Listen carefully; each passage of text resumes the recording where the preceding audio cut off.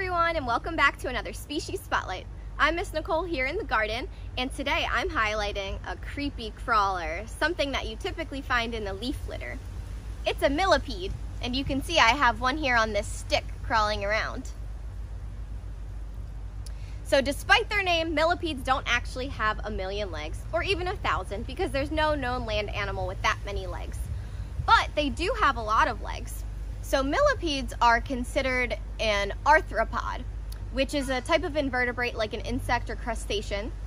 But more specifically, they're classified as a myropod, which is an arthropod with a segmented body and lots of legs. So that's exactly what this guy right here is. But how many legs do they actually have? So on each segment of their body, they have 2 pairs of jointed legs. So you can see all of his legs as he's crawling along. And you can see the segments in his body, which are where those yellow and black lines are. So they can have about 20 segments. So if they have that many legs and that many segments, that totals around 80 legs for most millipedes.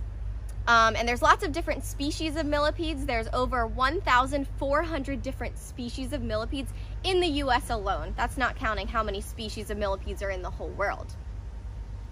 They go through a molting process where they molt and they shed their skin to grow more. So they will grow more segments, and then therefore they'll gain more legs as well. And as I mentioned, there's so many different species. This one that we typically find here in Florida is, about 1 inch long. You might sometimes find them in your house as well, not only the leaf litter.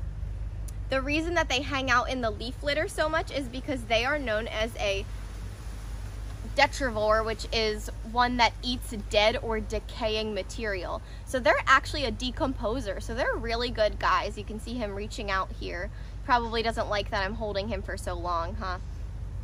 So they hang out in the leaf litter because they're eating all the organic material, the dead decaying things. So they're really good to have in your compost, just similar to earthworms in that sense of being a decomposer.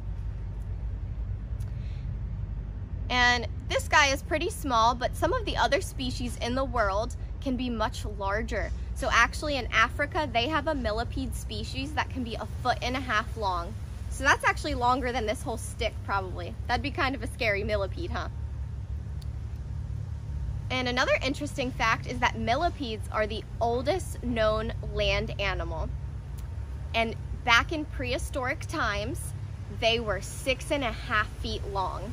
Can you imagine this guy with all these legs being 6.5 feet long? That's taller than me. Pretty scary.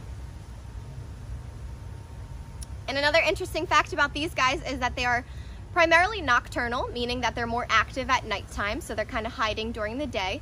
And some species of millipedes can actually be bioluminescent, meaning they glow. So let's take a closer look to check out his legs in different segments.